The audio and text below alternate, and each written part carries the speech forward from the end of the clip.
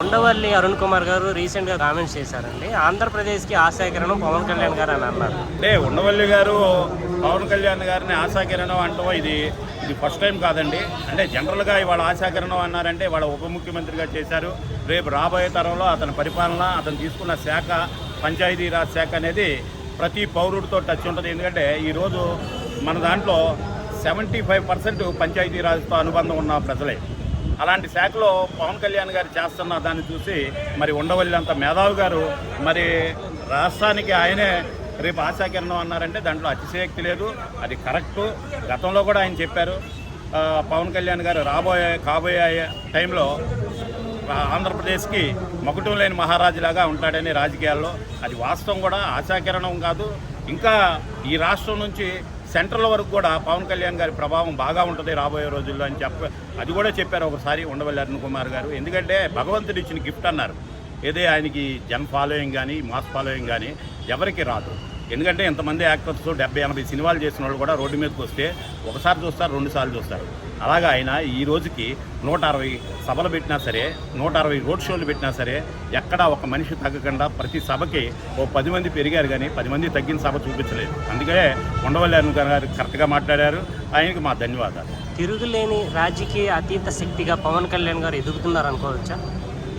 అంటే తిరుగులేని శక్తి అని కాదు, ప్రజా గొంతుకు వినిపించడంలో ఈ ఆంధ్రప్రదేశ్లో పవన్ కళ్యాణ్ గారు గట్టిగా వినిపిస్తున్నారు. ఎప్పుడైనా సరే ఆయన ప్రశ్నించే గొంతే. ఎందుకంటే మేము రూలింగ్లో ఉన్నా సరే ప్రశ్నిస్తున్నాం. ఏమని ప్రశ్నిస్తున్నాం?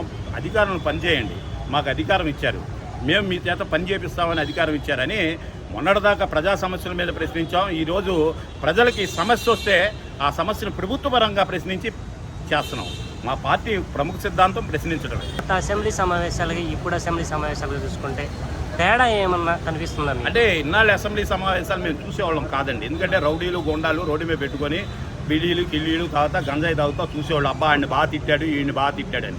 ఈరోజు మేము సతీ సమేతంగా పిల్లలతో రాజకీయాల్లోకి మీరు రావాలి, భవిష్యత్తులో మీరు మంచి రాజకీయ నాయకులు అవ్వాలని చెప్పి అసెంబ్లీ సమావేశాలప్పుడు మా భార్య పిల్లలు అందరినీ కూర్చోబెట్టి పద్ధతిగా ఉండాలి, ఇలాగా పవన్ కళ్యాణ్ గారి లాగా మాట్లాడాలి, సమస్య మీద మాట్లాడాలి, సమస్య సూటిగా వెళ్ళాలి, సభలో స్పీకర్ గారికి ఆ సమస్య పట్ల స్పందన కలగాలి, ఆ సమస్య తాలూకా మంత్రి గారు వెంటనే దాన్ని పరిష్కరించే దిశగా ఉండాలి. కానీ ఆడి పిల్లల గురించో ఈడి పిల్లల గురించో ఆడి గురించో ఈడి గురించో తోళ్ళ కొట్టడం, లేకపోతే జగన్ గారు దేవుడు అని ప్రగొట్టాలి, ఈ తప్ప ఆ సభలో ఏం జరిగిందని మళ్ళీ ఆ సభల గురించి మాట్లాడుకుంటాం కూడా తప్పు. మనం ఇప్పుడు జరిగే సభలో మనకి సూచిక, రాజకీయాల్లోకి రేపు రాబోయే ప్రజలకు ఒక సూచిక.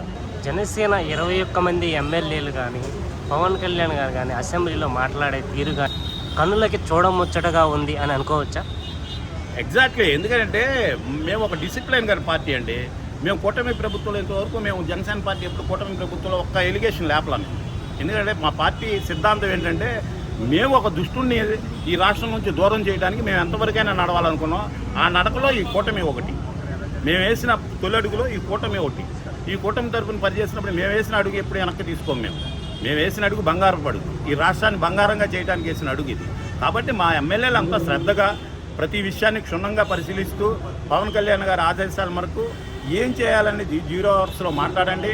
మీరు చక్కగా ప్రజల్లో మన్నన పొందండి. రేపు కాబోయే తరానికి మిమ్మల్ని చూసి సభలో ఎలా ప్రవర్తించాలో నేర్చుకోవాలి. 21 మంది ఒక రోల్ మోడల్గా ఉండాలనే ఉద్దేశంతో మా పవన్ కళ్యాణ్ గారు అందరికీ సిద్ధాంతపరంగా మేము మొన్న అసెంబ్లీ జరిగినప్పుడు మా పార్టీ ఆఫీస్లో, సెంట్రల్ పార్టీ ఆఫీస్లో ఆయన చక్కగా అందరికీ దిశానిర్దేశం చేశారు. దాని ప్రకారం ఉన్నారు.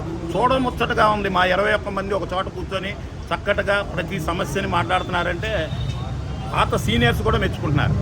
జనసేన పార్టీ లాంటి పార్టీ అసెంబ్లీలో ఉండాలి, ఇంకా ఎక్కువ వచ్చినట్టుంటే బాగుండేది అనుకుంటున్నారు. పవన్ కళ్యాణ్ గారి గురించి ఒకే ఒక మాటలో చెప్పాలంటే ఏం చెప్తారు? పవన్ కళ్యాణ్ గారు ఆయన్ని చెప్పాలంటేనంటే అంటే దేవుడు ఇవన్నీ చెప్పడం అంటే ఏంటంటే ఈ రోజుల్లో అరే ఇలా అతిశయోక్తి అది అంటున్నారు. కానీ రాజకీయాల్లో ఈ ప్రజాస్వామ్యంలో ప్రజాస్వామ్యానికి ఒక దేవుడు ఉంటాడని అంటే ఆ దేవుడే మా పవన్ కళ్యాణ్. ప్రజాస్వామ్యానికి, అంతేగాని సామాజిక పరిస్థితుల్లో ఒక వెంకటేశ్వర స్వామిని ఆమెతో పోల్చుతాం మేము. మా ప్రజాస్వామ్యానికి కానీ దేవుడు అనేవాడు ఉన్నాడంటే ఆ దేవుడు మా పవన్ కళ్యాణ్.